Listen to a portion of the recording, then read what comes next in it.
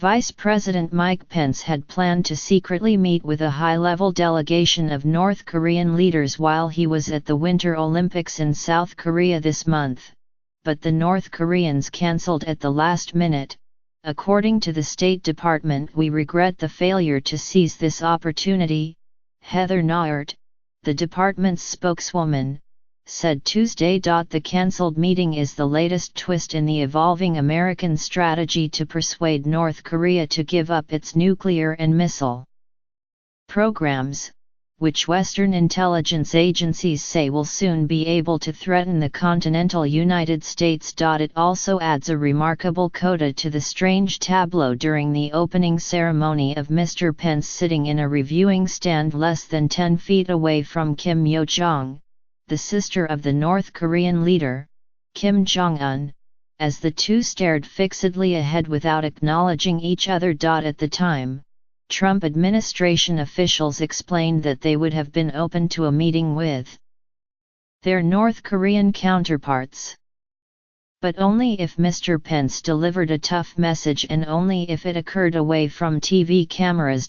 What they did not disclose then was that they believed both of those conditions had been met for an encounter already scheduled to occur. The vice president was ready to take this opportunity to drive home the necessity of North Korea abandoning its illicit ballistic missile and nuclear programs, Ms. Nauert said on Tuesday. For much of the past year, the White House has used a combination of increasingly tough economic sanctions and blistering language, including threats of military action, to try to get the North to stop, and even reverse, its missile and nuclear development programs. United States officials have publicly insisted that they would agree to talks with Pyongyang only if North Korea agreed beforehand to give up its weapons programs, a precondition most observers believed was a non-starter for the country. But in the administration, a fierce debate has raged about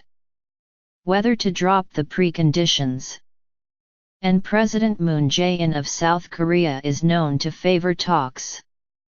About 6 months ago, President Trump referred to Mr. Moon's overtures to the North as appeasement. Mr. Trump also dismissed Secretary of State Rex W. Tillerson's suggestions of dialogue with the North as premature or a waste of time. But it was never clear whether the North itself was interested in talks, preconditions or no. Under President Barack Obama, repeated efforts at opening a back channel to seek dialogue were rebuffed by Pyongyang. Past American administrations have rewarded North Korea's decision to begin negotiations by providing food aid and some sanctions relief.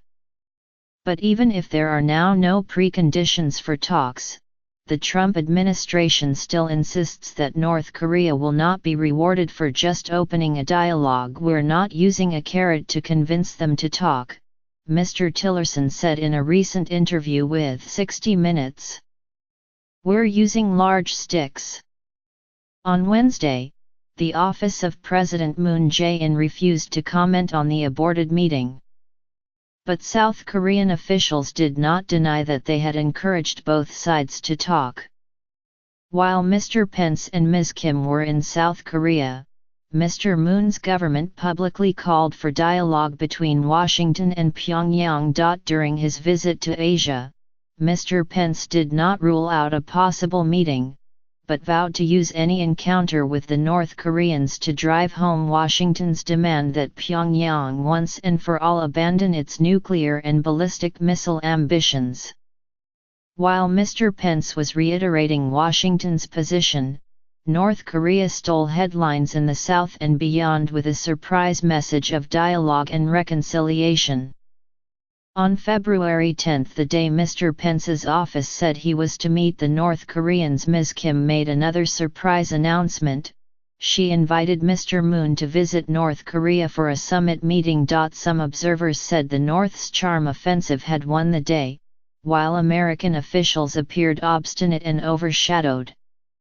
The White House and state are clumsily attempting damage control after Pence's poor PR performance in South Korea last week, said Lee Sung-yoon, a Korea expert at the Fletcher School of Law and Diplomacy at Tufts University. The Pyeongchang Olympics will be remembered as the best Olympic Games ever for Pyongyang, he added. Mr.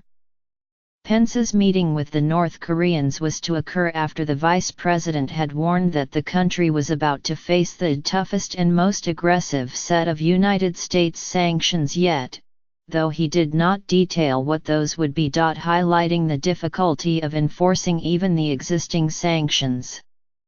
Japan on Wednesday said its military had spotted a ship-to-ship transfer of goods at sea that it strongly suspects violates the current United Nations sanctions on North Korea. The transfer happened on Friday, when a Japanese surveillance plane and an escort ship spotted a North Korean-flagged tanker alongside another, smaller ship in the waters between China and Japan, Japan's foreign ministry said. The smaller ship was of unknown nationality, though photos showed it had Chinese characters that suggested it was an oil ship from China's Fujian province. There appeared to be hoses connecting the two vessels.